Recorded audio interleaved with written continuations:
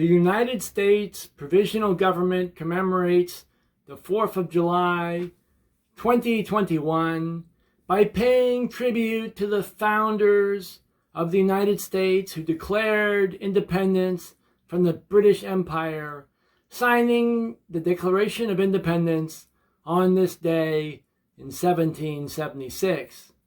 We honor the 4th of July not with fireworks and hot dogs or other signifiers of a degraded and decadent consumer culture, one that renders us slaves, not free men, through the passive attitude that it encourages, but rather we honor this day by reviving the original spirit of that Declaration of 1776.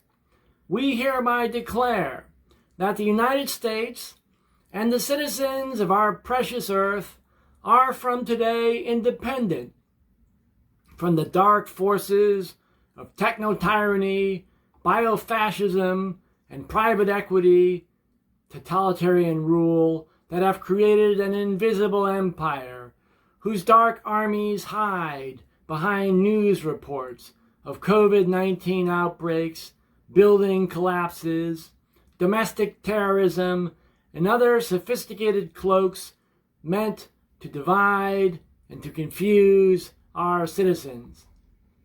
God gave us the wisdom that will allow us to respond to this ruthless war on our minds and on our bodies and on our local economies and our environment, a war waged by faceless forces behind the curtains, by puppet masters who skillfully use conservative or progressive rhetoric as they see fit. If we learned anything from the tales of Noah, Abraham, and Moses about how to lead our people out of overwhelming danger, out of slavery and destruction, we have learned that evil is not like monsters in horror films. You cannot spot evil if you look for fangs and horns. No, evil by its very nature is transparent, constantly shifting in form, and overwhelmingly seductive to the spiritually blind. We declare our independence from this global evil empire of technology and consumption, of private equity and military contractors, of pornography, GMOs, and processed foods that is determined to seize control of our minds and of our bodies by any means possible. Our founding fathers declared, "We hold these truths to be self-evident, that all men are created equal, that they are endowed by their Creator with certain unalienable rights, that among these are life, liberty, and the pursuit of happiness, that to secure these rights, governments are instituted among men, deriving their just powers from the consent of the governed.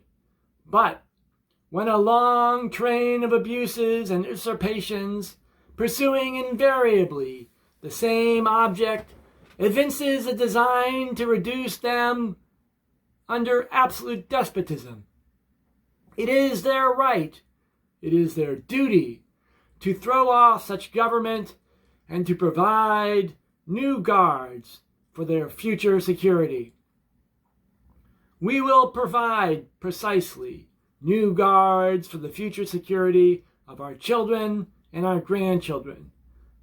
We do so through the formal establishment of a provisional government of the United States to oversee the rebuilding of the Republic and the rebuilding of a constitutional democracy in our beloved nation.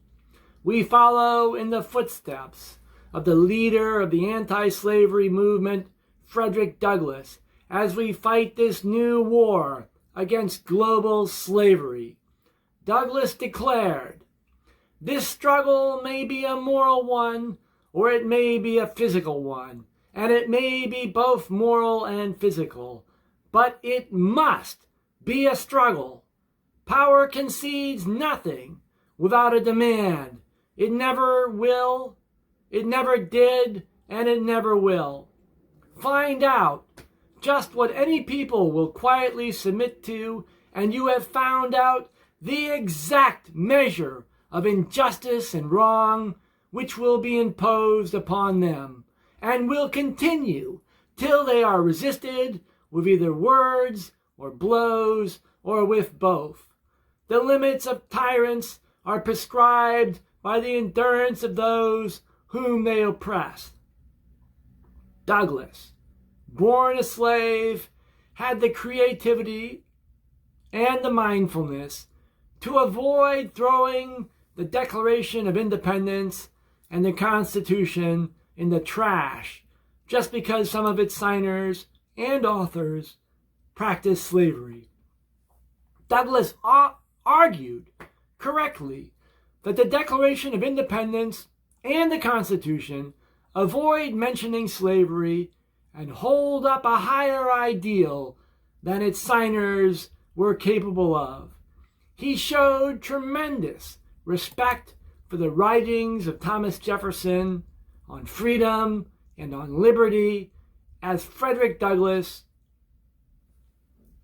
as an adult, because Frederick Douglass as an adult was entirely capable of separating the weaknesses of Jefferson the man from the insights of Jefferson the intellectual.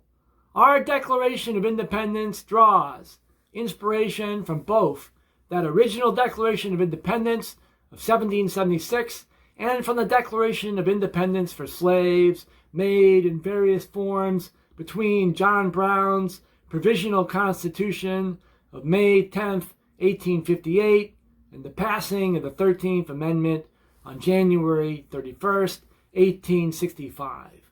Our Revolutionary War today carries on the best of those traditions as we strive to make America great for the very first time.